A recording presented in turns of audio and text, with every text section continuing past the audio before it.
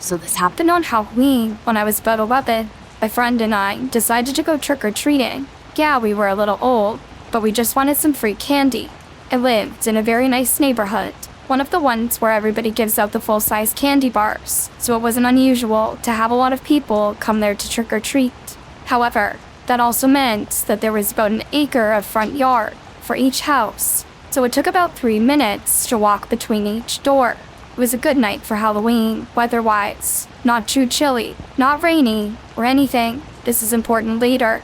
So it's approaching 8:30 p.m., and after hanging out on the golf course and appreciating our candy haul, we decided to start heading home and call it a night.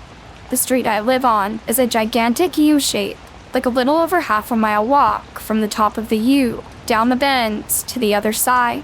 We were walking towards the end of the U, further from my house, as we wanted to take the long way since it was such a nice night.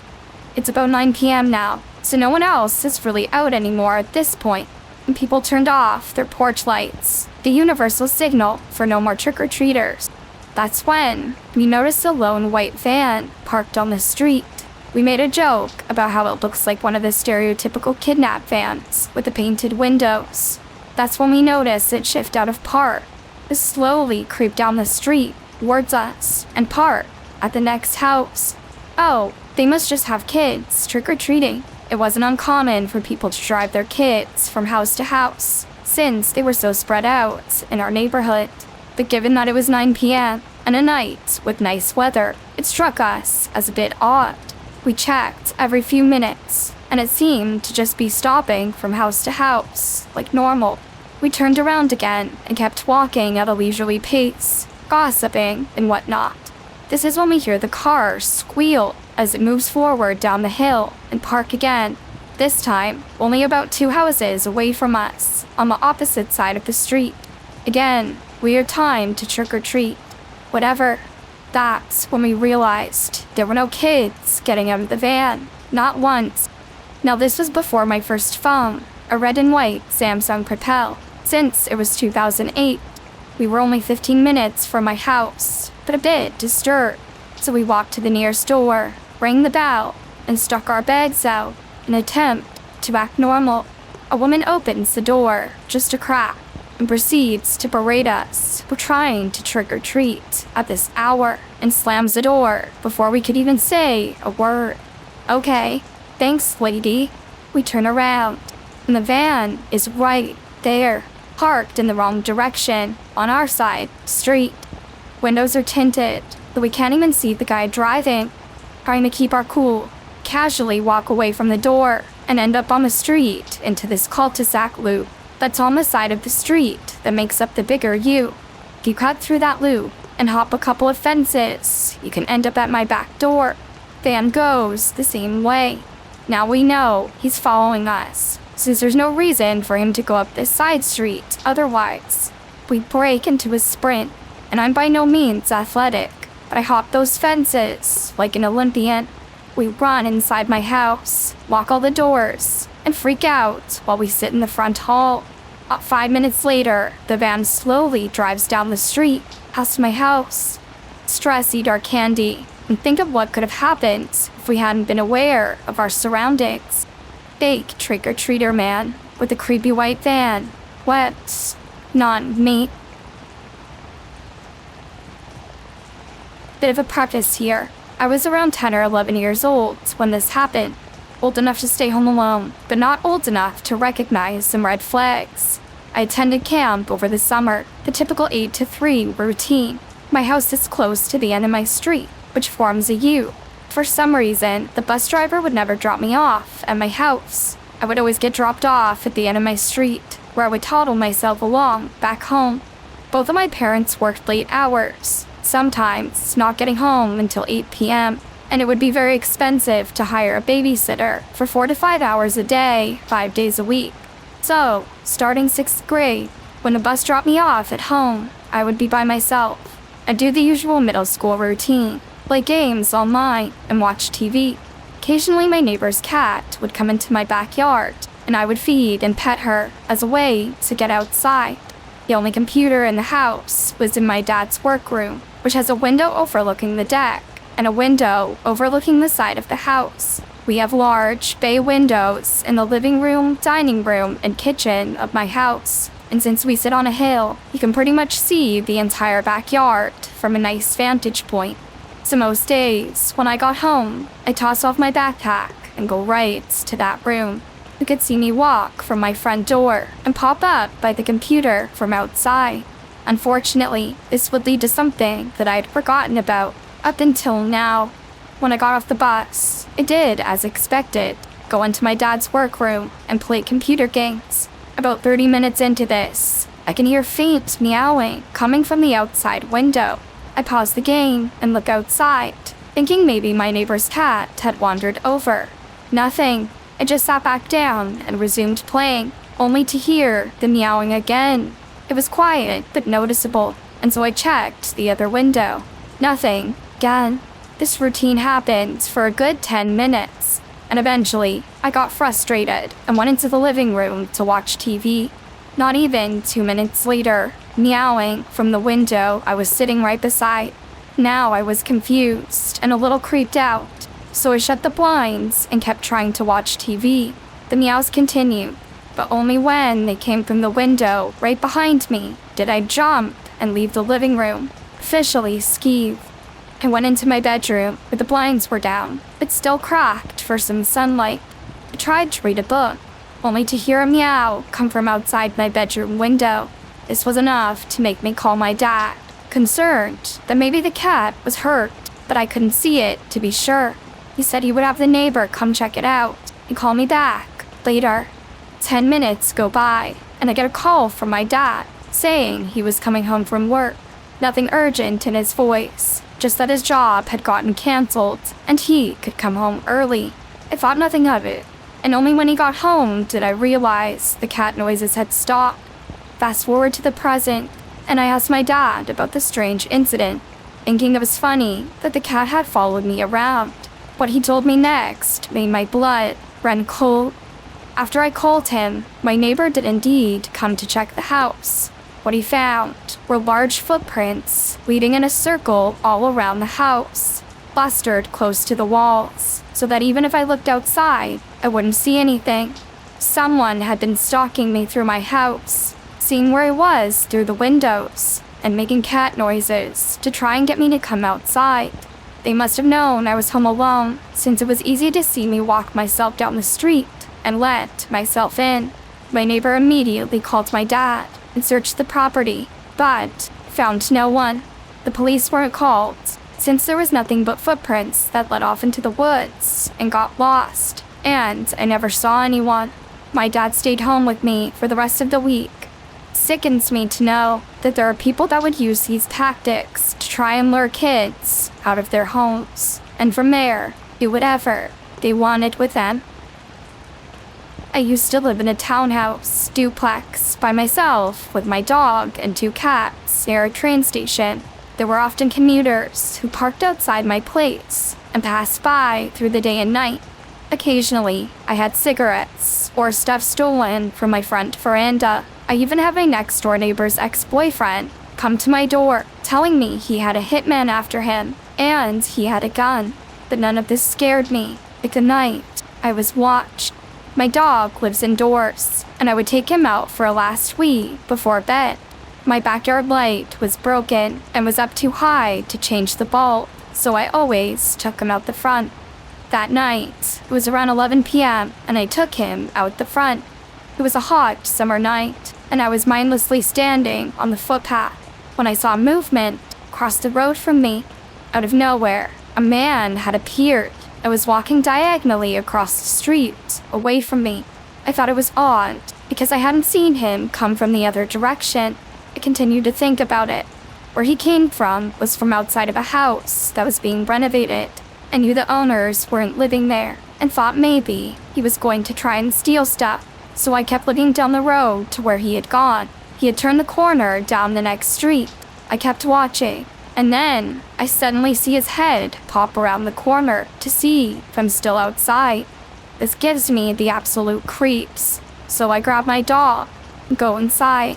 I turn off all my lights and go upstairs to my bedroom, which is at the front of the townhouse and faces the street. I thought I would keep watch of my neighbor's house and call the police if he came back. Peer through my blinds, which cover sliding doors, coming off a small balcony, and like clockwork, see a dark figure walk down from the corner and down my street. He's moving towards the house across the road, and then I suddenly lose sight of him. A tree outside of my townhouse obscures my view for a moment, and then he is there. He's not just there. He is stopped at the front of my driveway, standing there. Fucking Jason Voorhees. Kid you not. His arms were out by his sides and legs apart in an unnatural stance, like he was preparing for something, like he wanted to come at me. My heart is racing so hard I can barely hear, and I'm standing there slack-jawed, looking at this would-be assailant, when one of my cats comes to see what's happening. My cat slides his body between the blinds and window, further opening it, and I see this person, this man, looking up towards me. I'm thinking surely he sees me. If he does, this doesn't stop him. He starts walking down my driveway, undeterred and fixated. I lose sight of him under the balcony and awning. By this time, my eyes are watering in fear, and tears are streaming down my face. I don't know what to do. I go sit on my bed. I pick up my mobile and dial my dad, who lives a suburb away. He answers. I whisper to him what was happening, and he said he will be there as soon as he can. I lie down in my bed and lie as still as I can, tears rolling down my cheeks. Pure fear, not knowing what this man was doing downstairs. And if he could get in, what if I hadn't locked the doors? And then it dawned on me. Why am I lying here in the dark, crying? Turn a light on. So I did. What seemed like a lifetime, but was probably just a couple of minutes later, my dad arrived. He had an umbrella with him. I live in Australia, so no guns, but he could have at least brought a knife. I stayed on the phone with my dad while he searched outside for the man. The man was gone. Maybe me turning on the light scared him off. I called the police, who said I should have called sooner. Of course, I should have. I don't know why I didn't. They came out with the sniffer dog. Didn't find him either. I don't know what he wanted. For a good year after that, I was so scared living there. I'm still a scaredy cat, but reading other stories makes me realize I'm not alone, and we can all learn from these experiences. So I know what to do if something scary happens.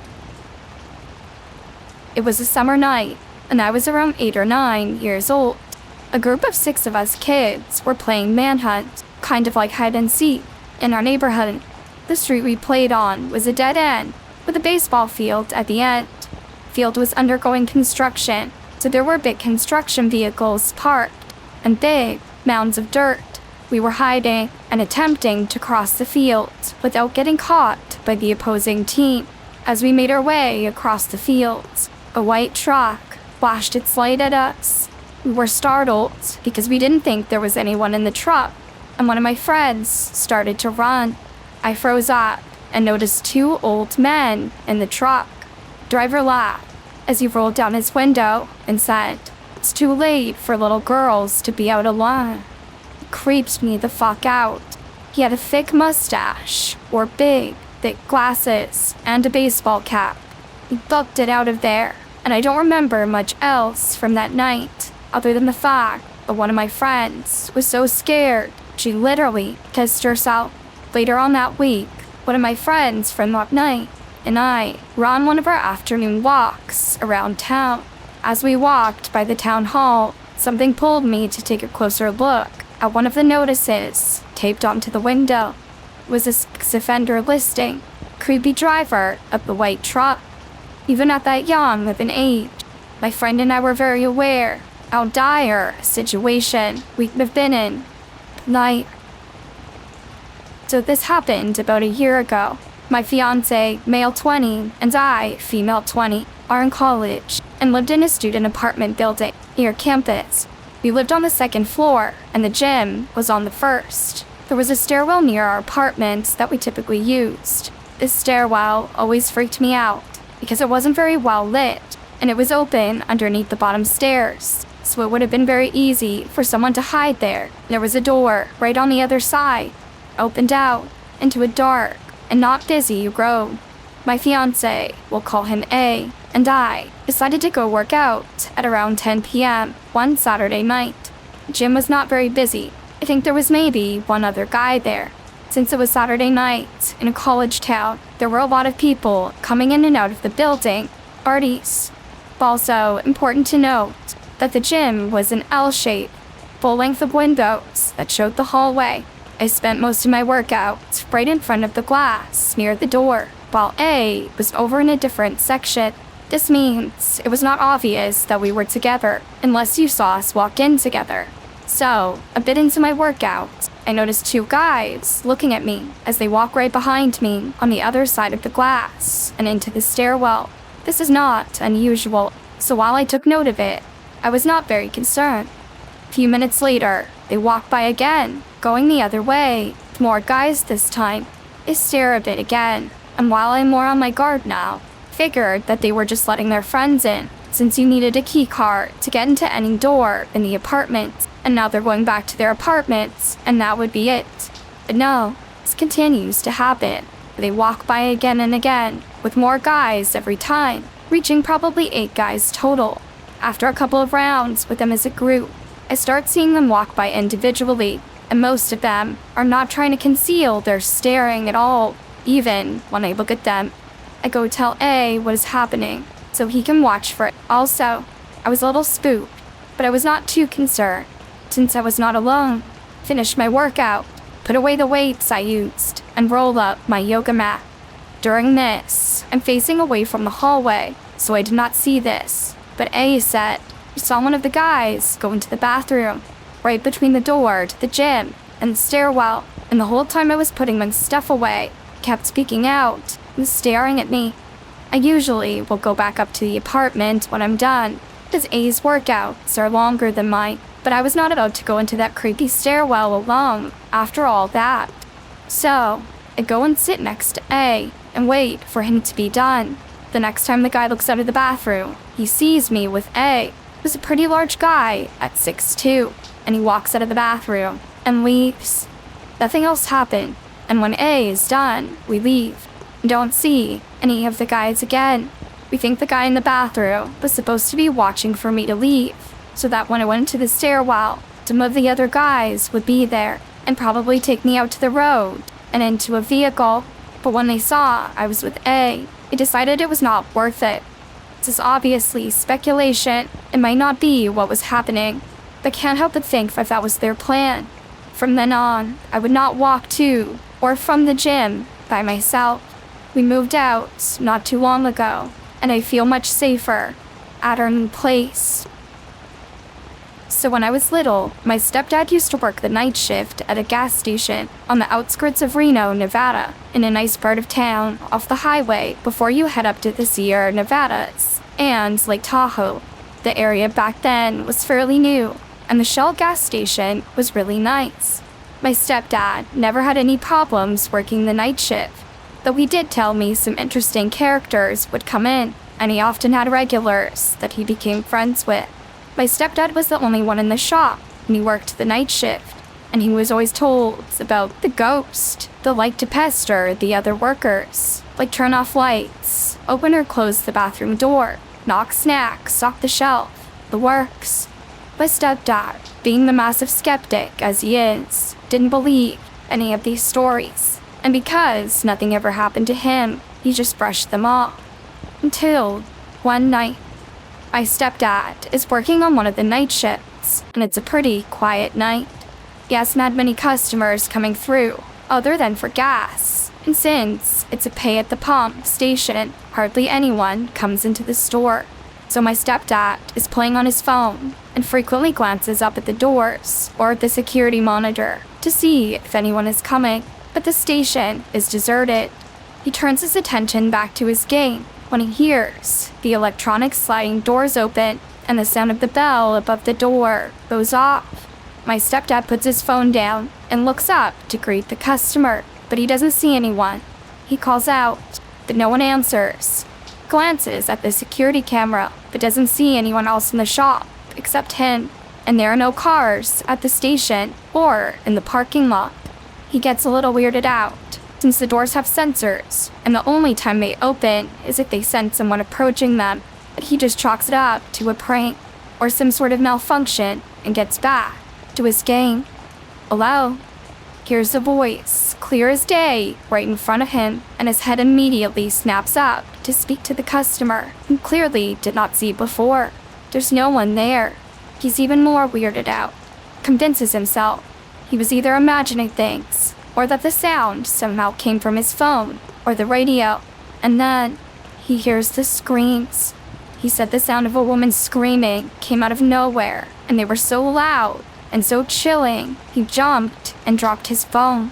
My stepdad is a pretty big guy, about 6'2" and a little hefty, and he doesn't normally get scared or anything, but he said the screaming terrified him so much, couldn't really think straight. He ran out from behind the counter and checked the aisles, but no one was there.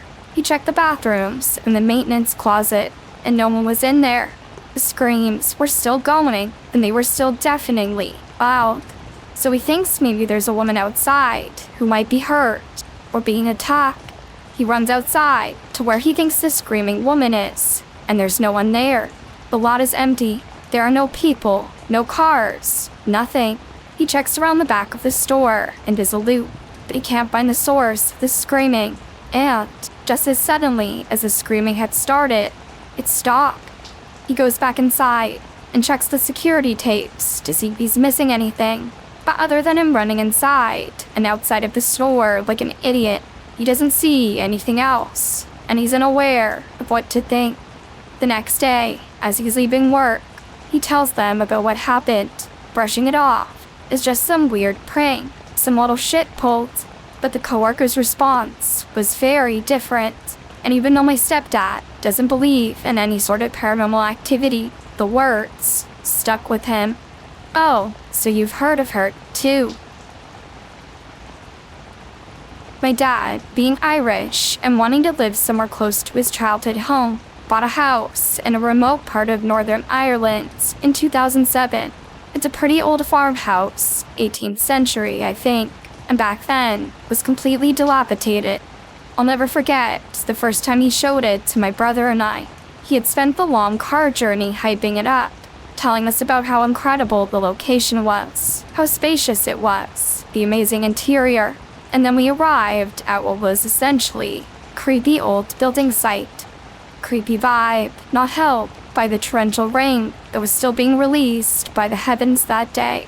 Still, over the years, post-renovation, I've grown to love spending time there. There's beautiful green rolling hills surrounding the property. There's a sea view, and the beach is a stone's throw away. Nobody around for miles. It's a hermit's paradise. I have always, however, felt unnerved and creeped out by it. During the first holiday I ever spent there, I was around 9 years old, I think. We were cleaning the attic and found an old photograph of a young woman, probably from around the Victorian times. My younger brother was absolutely terrified of it. I used to prank him by putting it in his bed before he went to sleep, or by rapping my knuckles against the bed frame, pretending that Bertha, who nicknamed her, was coming for him. It was, granted, an unnerving photograph. There was a wild, vacant look in her eyes, and she was ghostly pale, complexion. A local from the neighboring glen who knew about the history of the house mentioned that there was a rumor that a young woman had been unalived by her jealous husband in the late 1850s in a house in the lower glen. So could have been our house, but also could have been one of the other houses in the area. That rumor, though, was enough to eventually make us return the picture to the attic, never to be retrieved again, even for pranks. At night, the house went from being creepy to being deeply unsettling. Bangs, footsteps, tapping, knocks sounded at all hours. My dad blamed the plumbing, the old pipes, and our imaginations. And that was what we would tell ourselves too, except that it would happen while the pipes were cold and when there was nobody else around. I remember one morning when Dad and I drove to our nearest village, pick up coffee and the newspaper. Half an hour later, we were back, to the immense relief of my brother, who was visibly shaking as he let us in. Apparently, the second he was alone and watching TV, he heard the distinct sound of heavy footsteps walking on the floor above him. Every time he paused the TV, it stopped, and when he resumed it, he vowed to never be left alone again, and basically stopped coming to the house after that. In more recent years, I've been spending a lot of our time at the house, being a lover of solitude and nature. Can't go alone, for reasons stated above, so I go with my partner, finds it equally spooky. We both hear the unexplained sounds, the tapping and knocking at the windows, the footsteps at night. My partner is somewhat sensitive and has had paranormal encounters before. She said that the minute she stepped foot into the house, she could feel a sinister, dark energy emanating from inside. Got into the habit while we were staying there of going out on long walks in an attempt to prevent cabin fever. Whenever I returned, she would always report something eerie that had occurred. I was out. For example, once she had been hoovering the living room and had felt two hands grab her by the waist, only to spin around, find nothing, or nobody there. He felt taps on her shoulder, heard my voice calling out her name when I wasn't at home, and heard the sounds of people moving around the house while she was in the shower. Then, recently, things got even scarier.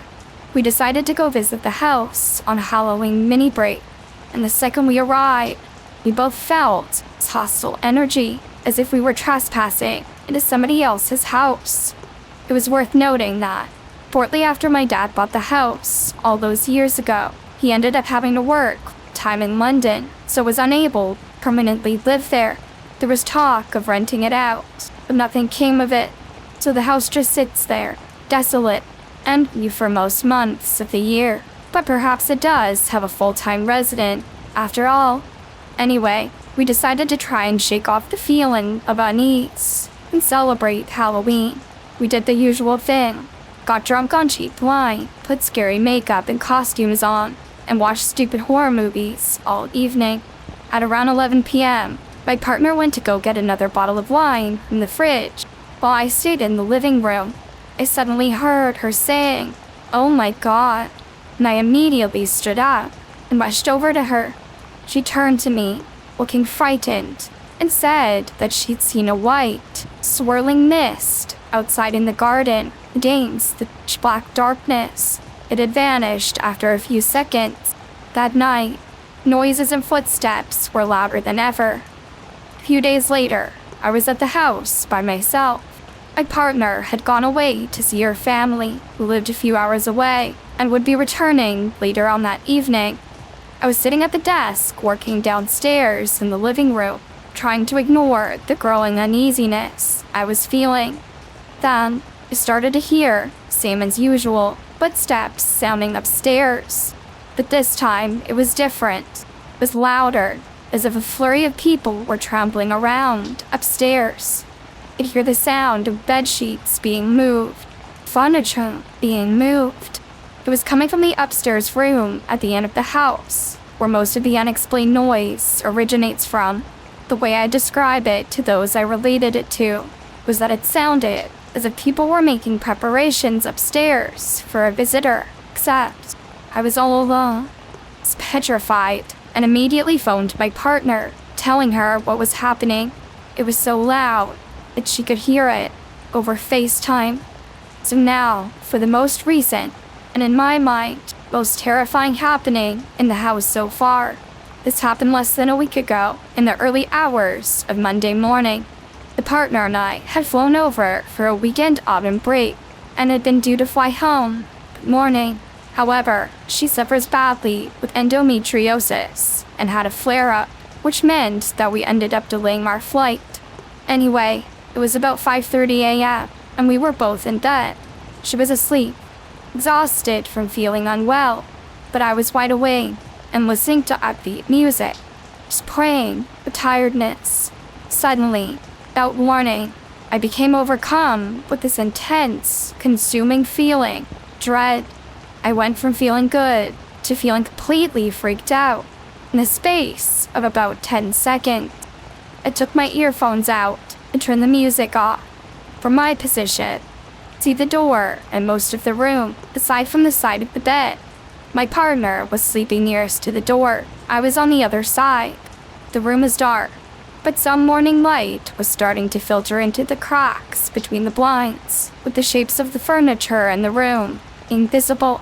I could see the cracks of light underneath the door being reflected onto the wall opposite as we left the lights on. And then I saw something, a shadow, moving back and forth underneath the door. I started to feel even more afraid, and then heard a very loud footstep just outside the door where the shadow was coming from, and then a heavy creak of floorboards. I was, at this point, completely paralyzed with fear.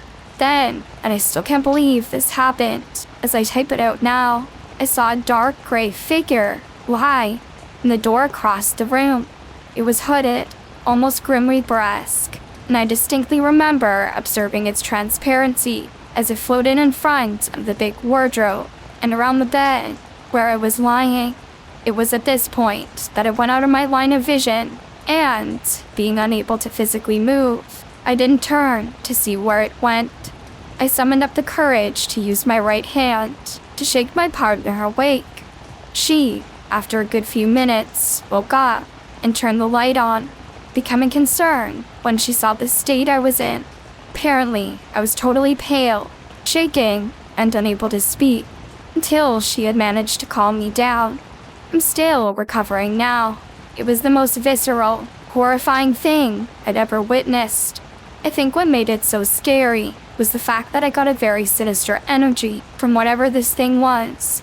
We are now back home, and I'm not sure if I'll be back to the house for a long time. I used to work as a bioburden tech at a laboratory. It's a fancy title for someone who basically washes the germs off medical devices and sees how much nastiness grows off of them. I got to work late that day and had a large study that needed a stupid amount of work to complete. Usually, we're out of the lab around 10 p.m., but I asked if I could stay until the job was done. Towards the end of my coworker's shifts, I go into the back where we fill out paperwork, and I just start doing my thing. I got the earbuds plugged in, and I'm just chugging along. I finally finish the paperwork, and I'm heading back towards the main lab area. Keep in mind, this place has no windows at all, though there's no outside light getting in. I swear, I hear footsteps as I'm approaching the doorway to the main lab area, so I say out loud, "Staying late too, huh?" I set my equipment down for the last study and look around the lab. Not a soul in sight. I think to myself, that's a little spooky, but I don't think much of it. I have the habit of assuming something very logical has happened before I try to convince myself it was anything in the paranormal realm.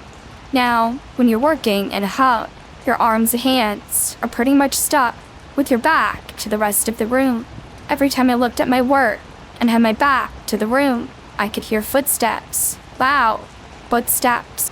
The first few times, I assumed it was someone in the back room or something, but I started walking around the lab afterwards to check, but I couldn't find anyone in the offices or other labs. Couldn't leave. What was I supposed to tell my boss? Sorry, I think there's a ghost in the lab with me, and I'm freaking the fuck out now. I barely could stand to be in the lab working though, so I called my best friend on the phone and made him talk to me while I worked, so I didn't freak out too much. Later that week, I talked to my coworkers about what happened and learned that they had experiences similar to mine and failed to enlighten me to the small fact that our lab was haunted. Would have been good to know before volunteering to work until midnight. My first experience with the paranormal was actually a string of experiences. I was 16, and my family had just moved into a new home. I loved the house. I had my own room that I picked myself, and I didn't feel any kind of hesitance while unpacking and decorating to make myself feel more at home. Everything was great, at least for the first week. After school, I would get home with my little brother about an hour before my mom. One day, I was the first one into the home. I threw my bag on the kitchen table and found my cat stood frozen, staring at the door in the kitchen that led to our garage. I spoke to my cat. "What are you doing?" I walked towards him, but before I could touch him, a woman's scream came from the garage, and my cat sprinted from the room. I followed, taking my little brother with me outside, and calling my mom. My brother insisted he didn't hear anything, and my mom suggested that I must have imagined it, but I knew it was real. Once my mom got home, we checked the house to find nothing. She suggested that I was stressed and watching too many scary movies. I didn't bother to argue any further. I could tell that I wasn't going to be believed. So I grabbed my bag and walked to my bedroom at the end of the hall. I stood in the doorway, freezing in my tracks. My closet door was slid open and hanging from its track, as if someone had tried to pull it off. And my pillow was standing in the middle of the room, a flat, flimsy pillow that I couldn't get to stand if I wanted it to. I yelled for my mom. "Someone's been in my room." She came back, my little brother trailing behind her. I pointed in the room, only to find the pillow now laying flat, as it should have been the whole time. "You must have knocked it off the bed when you woke up this morning." She brushed it off, but I knew I hadn't, and even if I had, how was it standing like that? I played with the pillow for several minutes, trying to mimic the position it had been in, but I couldn't. It wasn't possible. I went to bed that night without a problem. While I did think what had happened earlier that day was strange, I didn't lose sleep over it, but I was prone to walking throughout the night. So like clockwork, I woke around 3 in the morning and got up to go to the bathroom. When I returned to the doorway of my bedroom, it froze. I could see a figure sitting on the edge of my bed. It had no features, just the shadow of a large man. I leaned forward, squinting my eyes, trying to adjust my vision to the darkness of my room. But before I could move any further, the figure stood and charged at me. I have never screamed so loud. My feet came out from under me, and I hit the floor, my hand flipping on the light before I had lost my balance. Nothing was there. My mom and brother were there in an instant, wondering why I was screaming and now crying on the floor. I tried to explain. "You were dreaming," my mom told me. I was awake. I was up. I tried to argue, but she shook her head. "You must have been dreaming," she insisted. "Go back to bed." I didn't sleep well that night. The next day went fine, that is, until I was back home from school. The house suddenly didn't feel like home to me, and my room did not feel like mine. It felt like I was invading someone else's space, and I was apologetic. I attempted to make a Ouija board out of cardboard and a clear bottle cap. I was desperate to confirm my own experiences. "Hello?" I said quietly, waiting for a response. "Nothing. I'm sorry if we moved into your home. I'll be a good roommate. I'm very clean." I began to ramble, but the bottle cap never moved. I started to feel silly, looking down at the makeshift board, so I pushed it away and climbed into bed. That night, I heard something rattling around. I initially thought it was a large house moth, knocking itself into something. I flipped on my bedside lamp and noticed the board on the floor. Only the bottle cap was standing on its side, spinning like a quarter in circles. I let out a breath of air in disbelief, and the cap dropped, once again motionless. I jumped out of bed and grabbed the board, tearing it in half and shoving it in the trash. Kept my lamp on for about an hour before I started to feel tired again. Reluctantly, I flipped the lamp back off and drifted to sleep. Slept with a blindfold on, irritated by the smallest bit of light. So when I woke up again, feeling the cold air of my fan, I assumed I had kicked my blanket off in my sleep. I felt around the bed, trying to find it to cover myself again, but no luck. So I lifted my blindfold and was horrified to see my blanket standing tall above me. I moved quickly, attempting to throw my feet to the side and run to the door, but the blanket fell, and I was forced back to my mattress. A weight suffocated me, as if someone had just laid on top of me. I gasped for breath, trying to scream, but not a sound would escape my throat. I remember my eyelids fluttering as I lost consciousness from the lack of air. That morning, I awoke, my blindfold lifted, my blanket tossed to the side of my bed, and pain taking over my body. I knew I hadn't imagined it. I came out of my room, and I couldn't stop myself from crying when I found my mom getting ready for work in the bathroom. I tried to explain, but she didn't believe me. She never believed me. "You are dreaming," she said to me. "You can stay home from school today. Try and get some rest." I reluctantly nodded and went back to bed, still scared to really go back to sleep. I laid still and waited for the sound of my mom and brother leaving for the day. I heard the keys jingle and the door close. I was alone in the home. I rolled onto my stomach and cried into my pillow. "I'm sorry about your mom," a voice said clearly beside me. I gasped and sat up straight. No one. I couldn't handle being alone there. I got out of bed and walked myself to school. We moved out of the house shortly after due to my mom getting married, and all activity stopped. But, to my relief, in my town, we have a library that's almost as old as the town itself. When I was about 12, I was assigned a history paper in school. Since we got to pick the topic, I decided that I wanted to do it on the history of the town itself. I went to the library to get some research material. The library is actually a large 2-story house, previously owned by one of the town's original prominent families. The second floor was off limits unless you received permission from the staff. Go up there, because they store most of their historical documents and books up there. I was given permission to go upstairs to look through those books. I had no preconceived notions about the library, but I felt really creeped out upstairs alone for some reason. I was going through the books, trying to find something interesting, but from one side of the room, I heard a loud bang, like a door being slammed, which was odd, since they had removed all the doors. I felt really uneasy about being upstairs now, but I was there for a reason, so I decided to see what it was.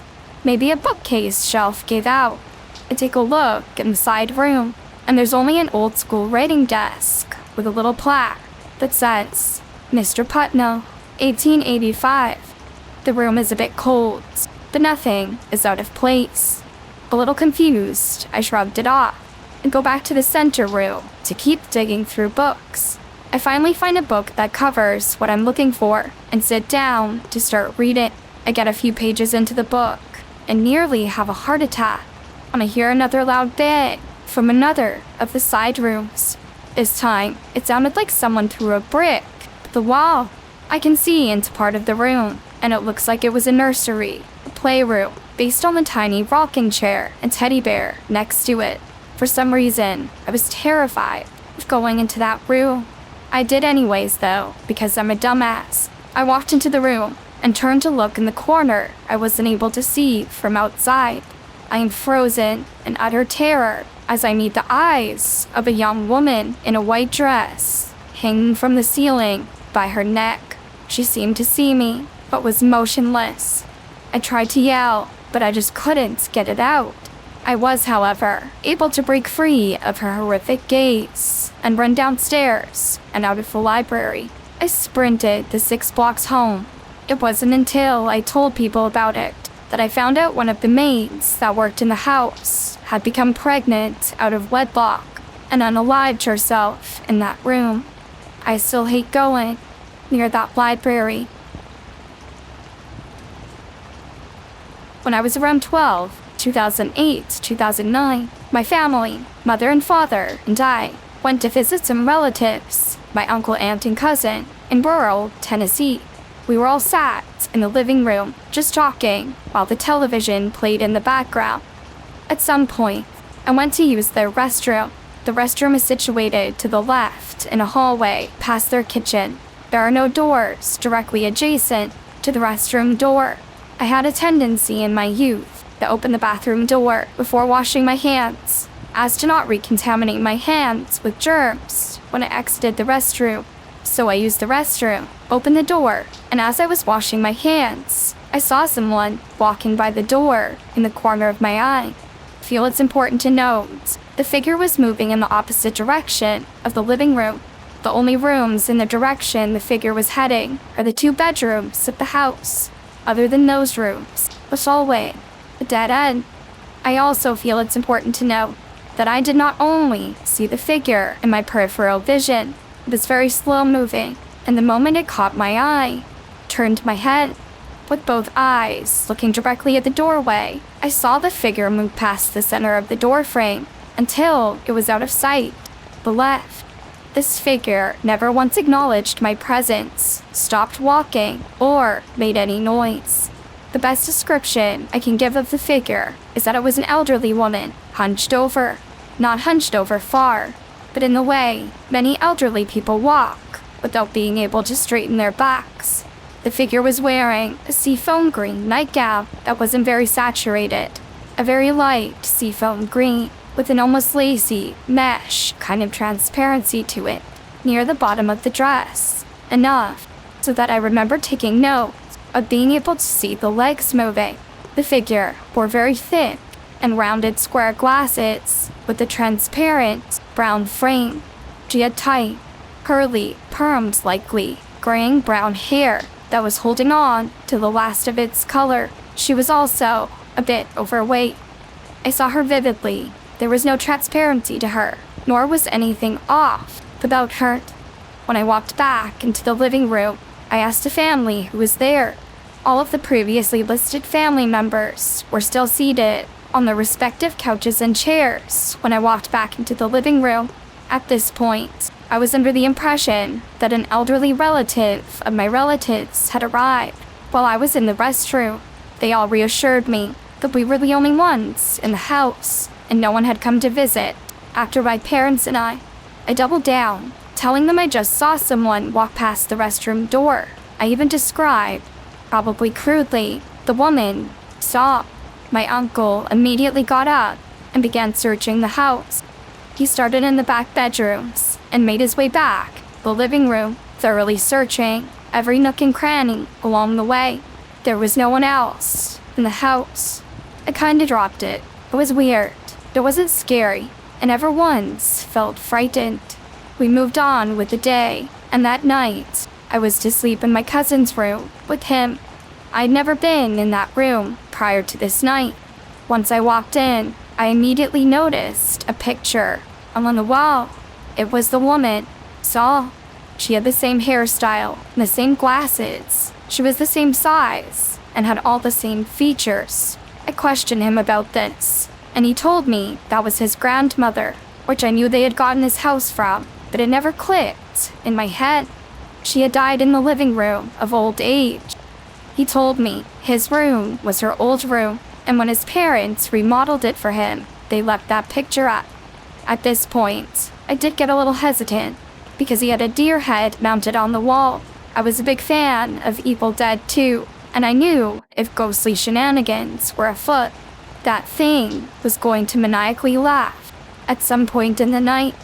It didn't though. I slept soundly through the night, and never saw or heard anything else. I have been to the house countless times, and I've never seen or heard anything else.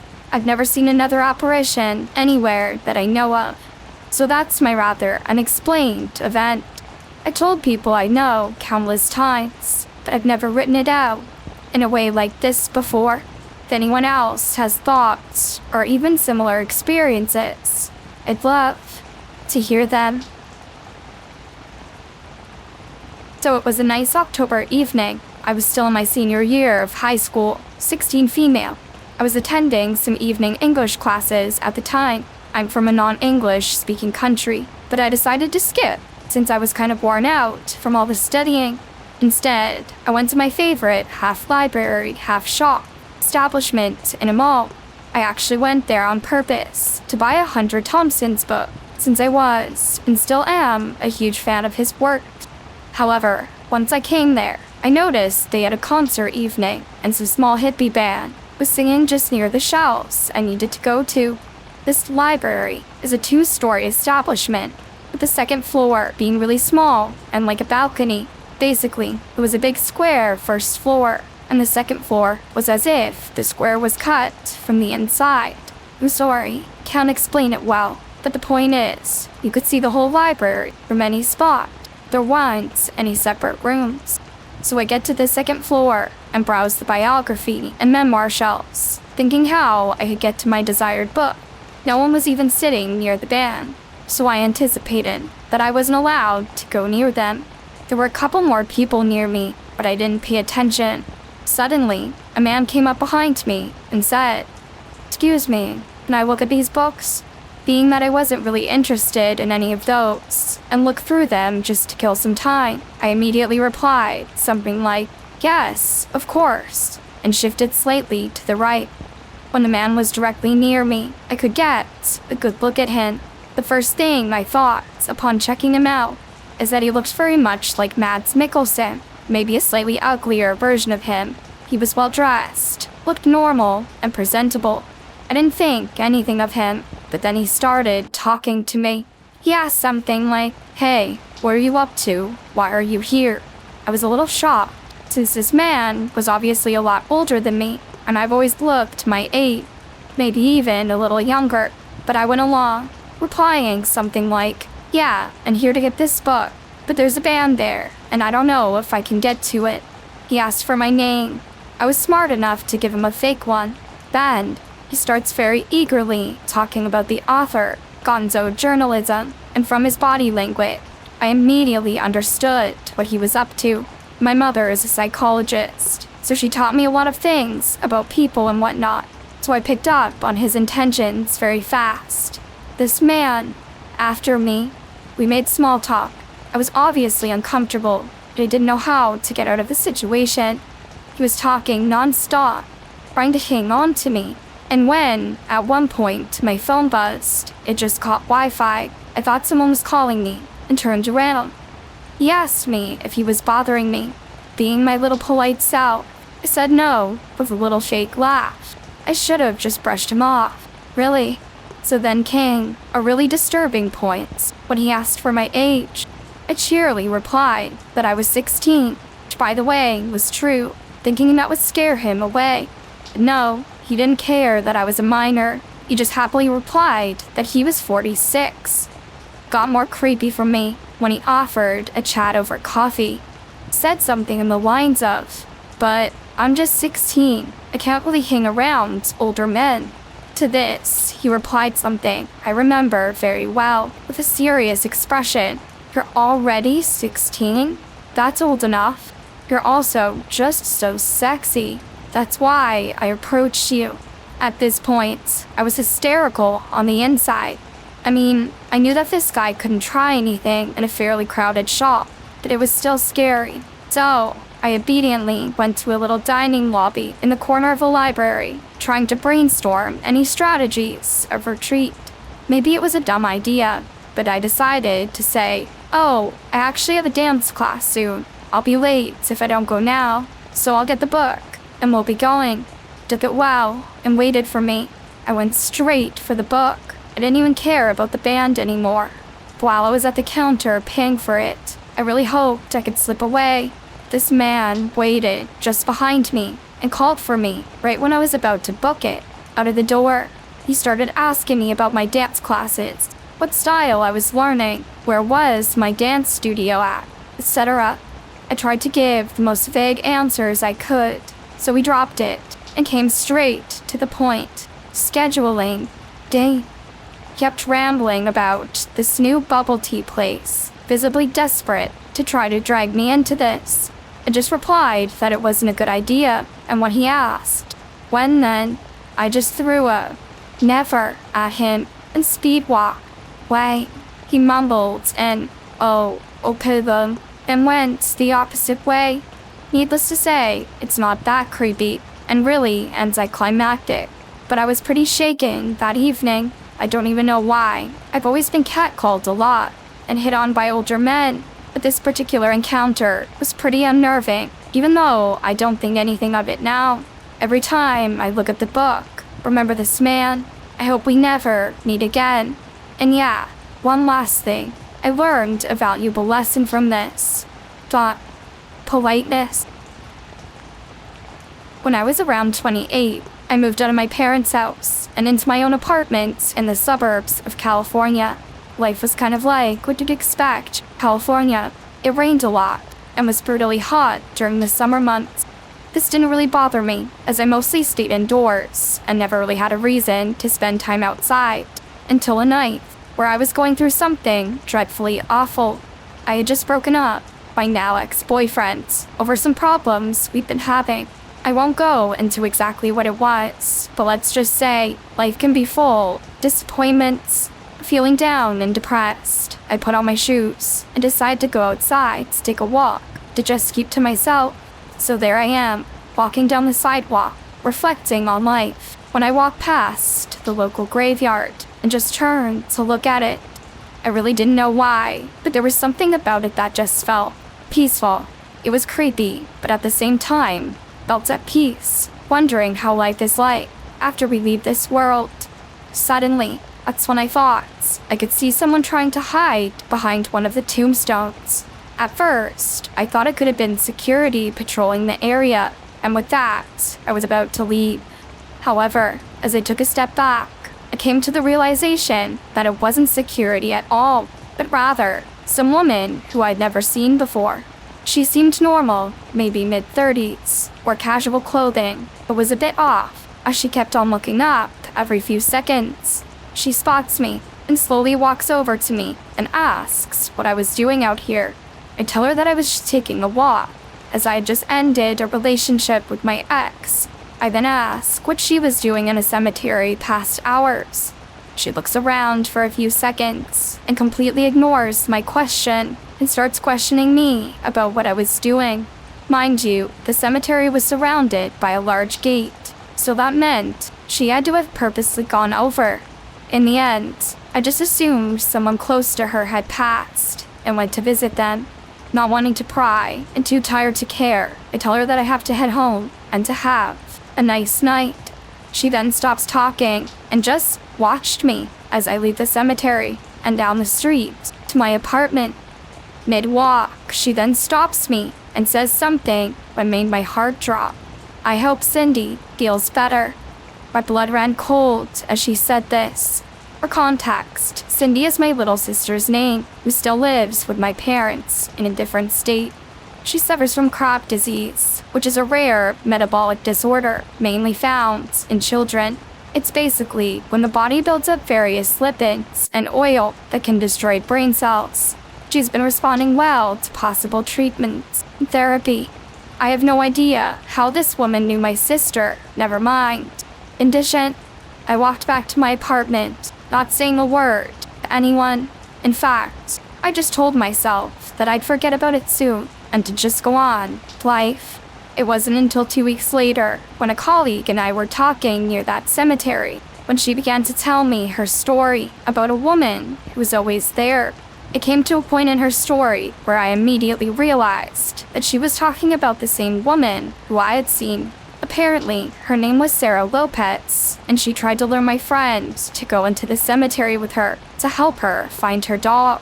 Obviously, my colleague wasn't stupid, as the situation was basically a whole red flag. At one point, we go to the front entrance of the cemetery and inform the security guard working at the front about the woman named Sarah Lopez, who kept on trespassing into the cemetery. The security guard gets this confused look on her face, and after a few seconds, her eyes went wild. It says something that still haunts me to this day. Honey, what do you mean? Sarah Lopez died 10 years ago from a car crash. How could you have seen her? That creeped us out for weeks, and we never returned to the cemetery again. Throughout my life, I've never believed in the paranormal, but I still have no explanation for this. So I'm not even sure exactly when it happened. It's been so long since, but I would put it at a rough estimate, 3 to 4 years ago. It was a late and dark autumn night of running in the woods that was lit up by yellow-colored lights. Routes were made for recreational hiking routes and runners. This occurred from around 10 p.m. to midnight. A little about myself. I'm a runner. I run very far distances, as I'm an ultra runner. I'm thin and fit, and often mistaken as a girl. So anyway, the story takes place in the woods, in which I used to run often in the darkness. I'm not that type to get scared of anything, except my own shadow. Hell, when I see glowing eyes in the woods, I often go out and check them out, and often see cool animals, such as badgers and raccoons. This trail specifically is well lit for about 30% of the route, with a ton of loops around and shortcuts. However, this night was a little bit different, as I got a little spooked off when seeing strong lights coming from the direction right behind me. Questionable as hell. I noticed it was a van, riding very slowly right behind me. Think to myself, I should yield and go to the side of the road to give the van some room to move past me. The van barely fits to begin with, but something in me told me not to stop and keep running. I was pissed that the van dared to drive in a pathway that didn't allow any vehicle to drive by. So, I stubbornly ran in the center.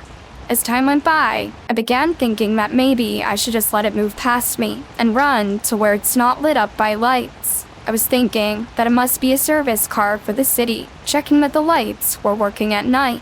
Not sure if this is a thing. Nope. Continued right along with me, along with some questionable routes that one wouldn't take. Hell, it wasn't even that far off from me, with about a distance of around 5 meters at the closest, to 10 meters at max. Continued as I went for my second loop, and that is when I knew something was really weird. This happened so long ago, and nothing more happens than this. It's weird, because the person never honked at me, or made any aggressive moves towards me. All I can recall is I lost the van by running via the more narrow pathway into the woods. Since I had headlamps on, that was something I could easily do. It was probably nothing, something that can be easily explained away, but it sure as hell was a weird experience. I've had a lot of other weird experiences as well, being a late night runner, but this was one story that I forgot about completely until today. I should also add that the route had some quite steep hills at some of the routes, which surprised me that the van even tried to drive them up. This was about 3 years ago, on a dark stretch of road near a main intersection in a major Bay Area city. I worked at a big-name healthy grocery store from 2014, 2017. I was lucky to meet and work with amazing coworkers, some of whom had become my best and closest friends. One of my best friends at the time and to this day, Cav, is one of the nicest, most caring people I've ever met. He's incredibly generous, genuine, and warm and welcoming to everyone, sometimes to a fault. At the time of this story, I'm a woman in my early 20s, and Cav is a guy in his late 20s. Cav and I had a weekly ritual of driving around the city after work and talking, sometimes about our problems, sometimes about what was going well, but it was therapeutic, and always something to look forward to. This particular night, we invited our buddy Ben to join us. His department always got out 30 to 45 minutes after the rest of the store, though Cav and I decided we would do a short drive around the area, pass the time until Ben was off. Cav was driving that night. We did our drive and are headed back to the store and got Ben. In order to get back to the store, we needed to make a U-turn at a 4-way intersection. To get to the intersection, we have to go down a dark but short stretch of road. There are no street lights for some reason. The intersection is well lit, always busy, and has shopping center plazas on each side. From the dark stretch of road, it's exactly 302 feet, according to Google Maps, to the main, well-lit, and ever-busy intersection. As we're driving down the dark section, Cav suddenly interrupts what I was saying. He says, "Oh my god, did you see that person waving?" He slows down the car as I look back. "No, what are you talking about? You didn't see them? There was someone in a black hoodie waving us down." I'm looking back. I have poor eyesight. "No, I don't see anyone. There's no one there." As I'm saying this, Cav is pulling into the empty parking lot, parallel to the dark stretch of road. He reaches to the back seat and is moving jackets and other stuff off the seat, obviously making room for this person. "No, Cav," I said. "No one is getting in the car. You understand?" But what if they need? No, there's no one there. And if there were, they could walk up the fucking intersection. He agrees, but insists we continue to circle around and chat. I reluctantly agree, but realize I have no choice anyway. We circle back, and sure enough, there is a girl my age, in her early 20s, standing alone, wearing all black. She has a hoodie on. She looks disheveled and is sort of crying, maybe? Af rolls down the passenger window, my window, about halfway, to which I roll it back up another quarter of the way and asks her if she's okay. He seems off. I immediately have awful vibes from her. "4 guys stole my purse," she says, with her hands over her face. "I had my wallet and literally lost everything, and I don't have a phone." The weirdest thing about this is that she wasn't crying. She was stretching her words out and whining, but she wasn't crying. I said, "Okay, we'll call the police for you. Why don't you walk up to the well-lit plaza at the main intersection, and we'll wait with you for the police." "No," he said adamantly. "It won't help. I already called the police an hour ago." This is when I started to freak out. She just said that she didn't have a phone. You've been standing in the dark for an hour? "Thought you didn't have a phone," I said. I do. It's dead." All of this is happening in rapid fire, and before I can really mentally get into what's going on, Cav tells her to get in the car so we can help her. I say, "Walk up to the plaza at the intersection and we'll help you."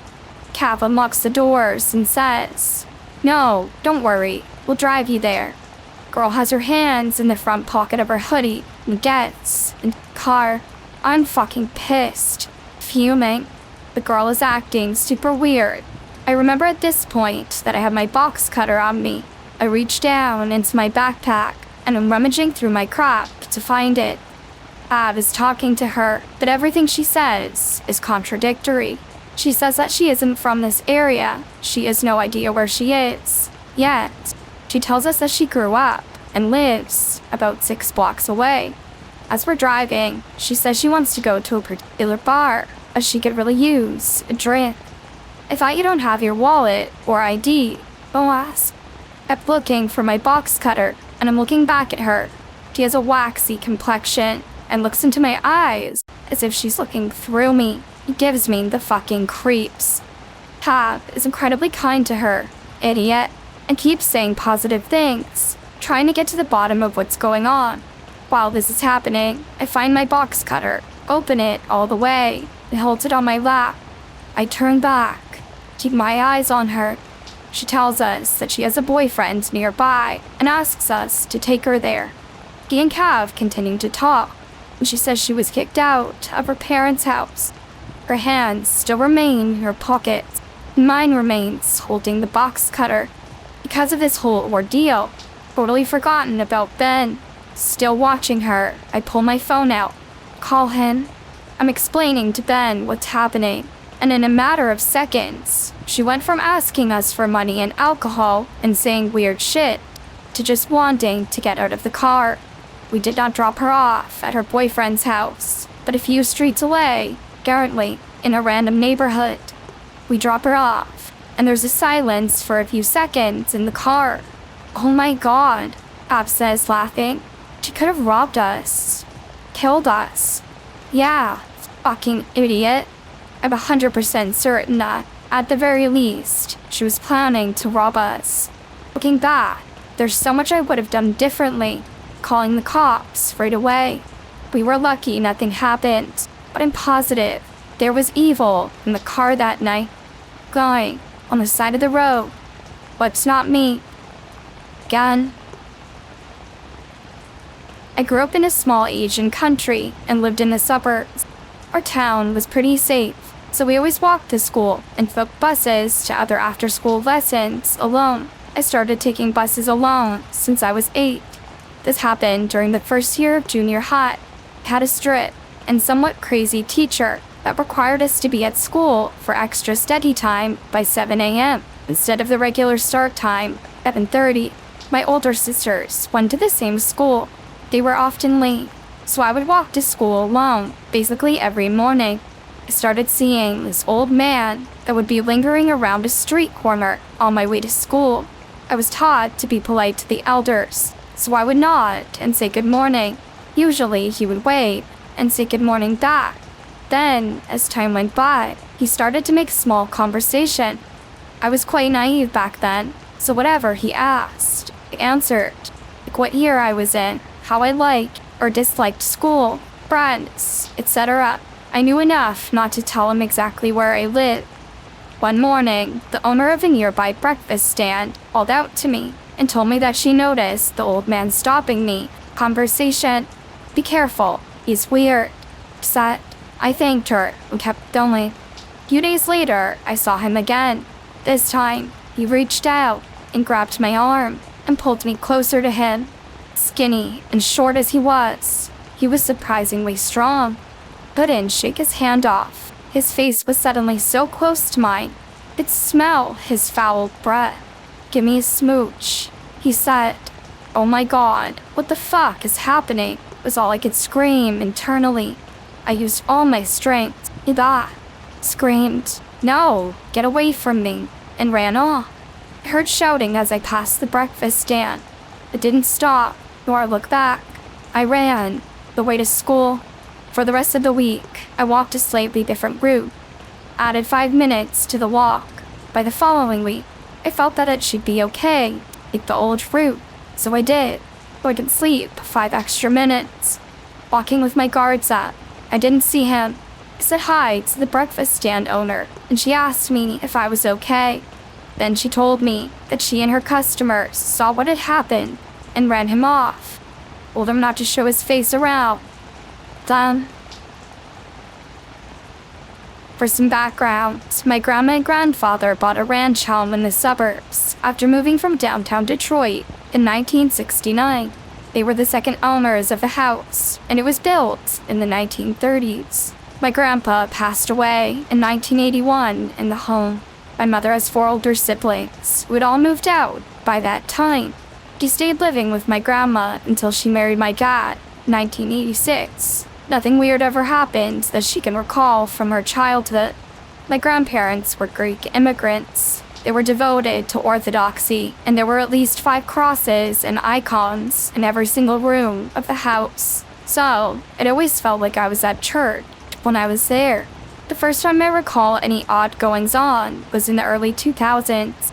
My grandma was in her early 80s at the time and told my mother and I one day, "Don't tell anyone, but at night, before I go to bed, there are people in my bedroom that watch me." Immediately, my mom got concerned that this was a sign of dementia or Alzheimer's. Thankfully, it was not. We attributed it to her glaucoma. In hindsight, that makes no sense, or that she was in a dreamlike state, but not yet asleep. Didn't hear much about anything odd. For that, in 2012, my parents separated, and my 3 siblings and my mother moved in with my grandma. My sister and I had our own rooms on the first floor, and my mother and brother stayed in the basement. Odd things started to happen. The motion sensor light at the bottom of the basement steps used to go on and off by itself in the middle of the night. According to my brother, the hallway linen closet would be open in the morning even though it was shut previously. Some banging on my grandma's closet, all a bit weird. Nothing too crazy. One night, I had a few friends over, and we were drinking in the basement when my mom was out, and my brother was at my dad's. All of a sudden, we heard a loud crash from a downstairs closet, and when I opened it, the metal pole, which had 3 light jackets hanging on it, split down the middle. It was odd, because there was nothing in the closet itself that would have fallen to make that sort of banging sound. I let it go and didn't think much of it. In March of 2015, my grandma sadly passed away at the age of 95. She passed in her bedroom. We knew she was going to go soon, and before we went to bed, my siblings, mom and I, prayed over her. At about 2 a.m., I woke up out of sleep to someone saying, get up. And when I went into her room, she was gone. Maybe it was a dream, I don't know. Thinking about it freaks me out. After her death, things went haywire. One night, my sister and I were watching television in the living room, and it was probably 10:30 p.m. I went to the kitchen to get something to eat. Light from the TV was bright enough that I could easily find my way to the kitchen. I looked at the back door because I felt odd. That's really the only way I could describe it. Back door had a peephole, and the light in the backyard was automatically set to turn off at 11 p.m. Normally, you could see the light shining through the peephole, but I didn't. As I adjusted my eyes, I saw a large black shadow standing at the landing, front, the back door.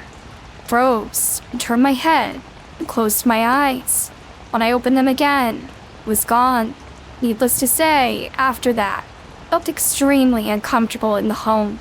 Prior to this, I had never had any real paranormal experience. I was on the phone with my mom and simultaneously pulling into the driveway of the house. We're finishing up our conversation when I looked at the front door.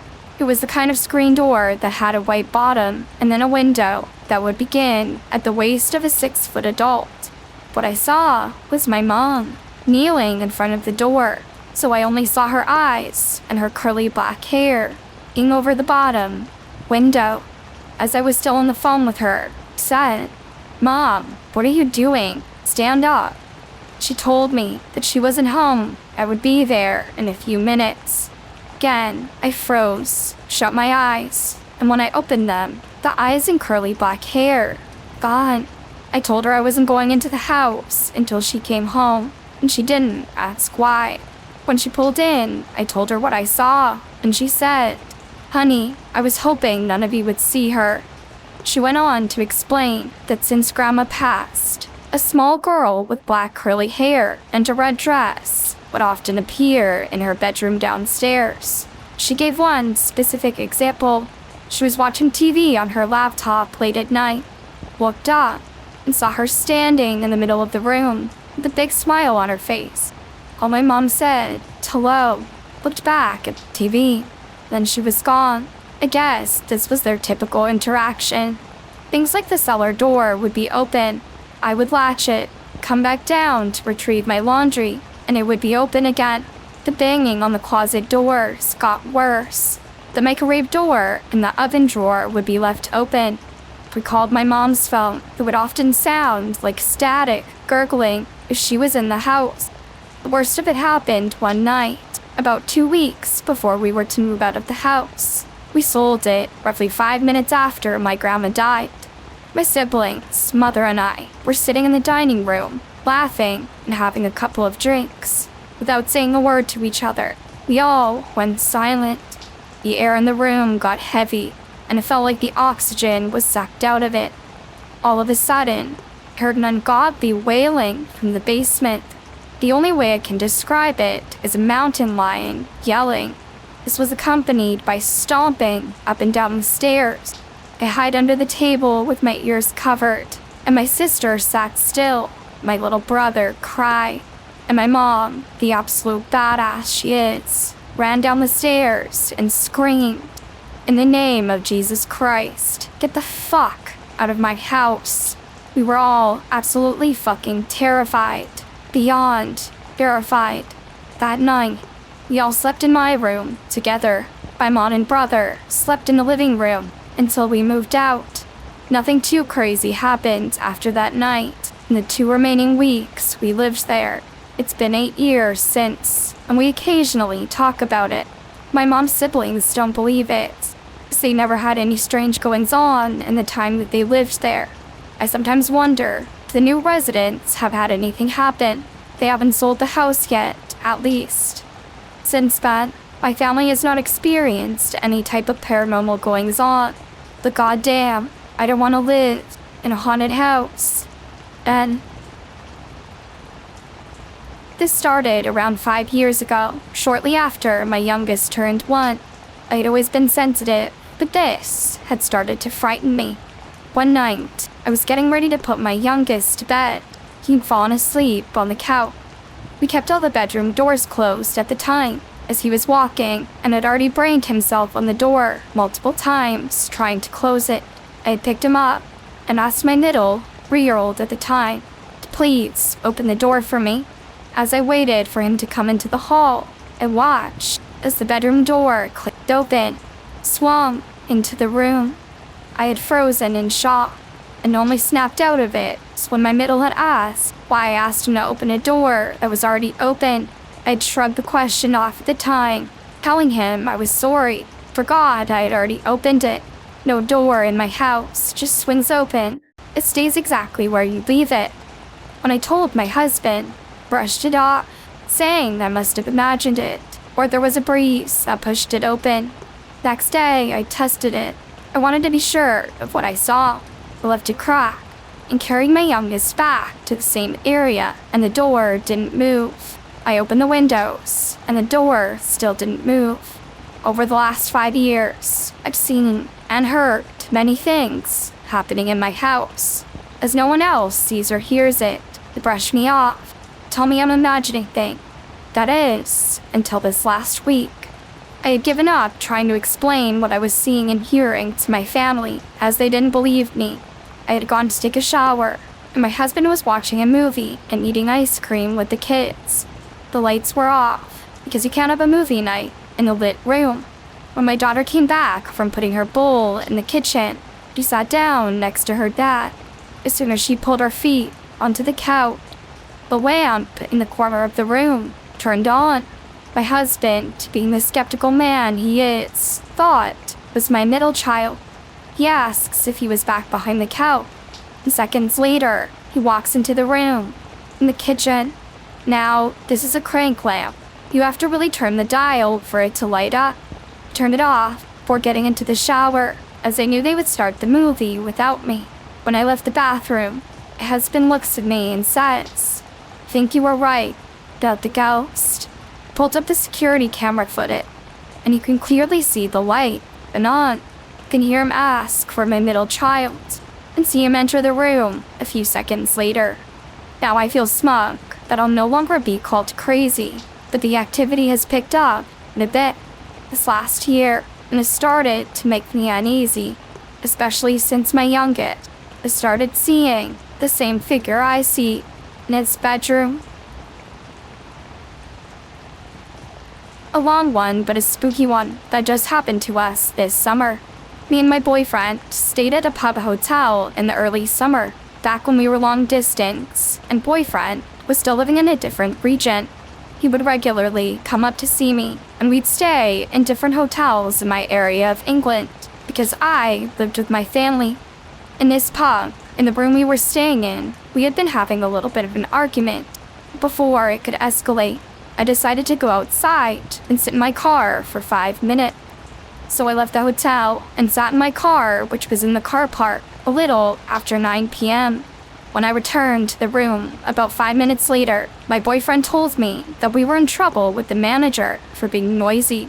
He told me that after I left the room, the manager had knocked on our room door and told him off for making noise, saying that he had received 2 complaints about the noise. Before we checked out the next morning, I was looking out of our room window and saw a young couple also leaving, and wondered if it had been them that we'd annoyed and who had complained. We went out for breakfast, and things about the complaints didn't add up to me. For one thing, we weren't that loud and hadn't been arguing for even that long before I went out to my car. So how had 2 people managed to complain, and for that complaint to go straight to the manager, all in the space of the 5 minutes it took me to walk to my car and back? I concluded to my boyfriend that the manager must have heard us himself, and made up that 2 different guests had complained. Fast forward to the afternoon of the day we checked out, and we unexpectedly needed to book another night at this pub hotel due to the trains all being on strike when boyfriend was due to travel back home. While I was at work, my boyfriend went back to the pub and checked us in for another night. He apologized for us being noisy the night before to the woman who was checking him in again. The woman said she hadn't known about us having made a noise, and my boyfriend told her that the manager had knocked on our door last night and told him off. The woman member of staff said that it was odd because the only staff they have on at night was the chef and the young male bartender, and neither of them go upstairs, and that their manager was a woman with blonde hair, not a man. Female member of staff says she doesn't know who the man was. None of the staff do, but that other guests have also told her the same, that a man had knocked on their door, complaining about the noise, implying to be the manager. Well, the man my boyfriend had spoken to was in his 60s, with gelled back, salt and pepper hair, and he was really mean. My boyfriend recalled to me later that when he apologized, this man just glared at him and didn't make a move to leave. So my boyfriend just awkwardly shut the door on him. My boyfriend asked who else had stayed there, but was told that us and the other young couple I saw leaving were the only guests that previous night. This left us questioning who on earth the man was who knocked on our door, pretending to be the manager. So, that night, we were feeling quite creeped out. We were in a different room that was just opposite the one we'd previously stayed in.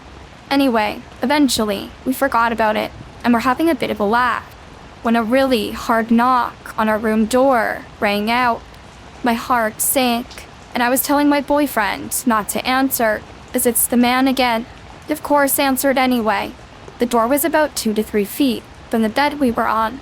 He opened the door, and there wasn't anybody there, or in the corridor, which we were at the very end of. It was a long, straight, creaky corridor. Well, we were terrified by now. The next day, my boyfriend emailed the pub, explaining the situation and saying that we were concerned a weird stranger was knocking on doors in their hotel. We gave them the exact times of both incidents and asked them to check their CCTV cameras, one of which was right next to both of the rooms we'd stayed in. The manageress replied to his email with this: "Dear Mr. Blank, following your recent complaints about another guest knocking at your door late at night, we reviewed our CCTV footage from June 8, 23 and June 9, 23. At the stated times, these incidents took place. On the 8th of June, 2023, at exactly 21:05 p.m., CCTV footage showed the man knocking and having a brief conversation with the guest in the room, after which the man turned left and walked down the corridor. However, he was not picked up on any CCTV footage, leaving the premises or walking further down the corridor. Following this, we have gone over security points of the building and made sure all entrances are secured to prevent anything like this from happening again. On June 9th, 2023, however, we did not pick up anything unusual happening on our cameras at the stated time of the incident. We hope these incidents didn't affect your stay at Redacted Pub, and we apologize profusely for any stress this may have caused. Just know we have taken all measures to resolve this. Kind regards, Manager." This email to us made us feel validated that we didn't imagine our experiences, especially to have it confirmed by the manager herself via CCTV. We did ask to see the CCTV ourselves, but our further emails were ignored, unfortunately. This pub was taken over by a pub chain company, and they are very strict with their staff about being anti-ghost stories and only focusing on quality customer service, according to a former member of staff who I by chance managed to speak to. This member of staff told me some crazy things about the pub. Thank you for reading. As far. Hey friends, I just wanted to end this video by thanking you for your continued support. You all mean so much to me, and I hope that you're doing well. Please comment and like if you enjoyed. Take good care, and sweet dreams.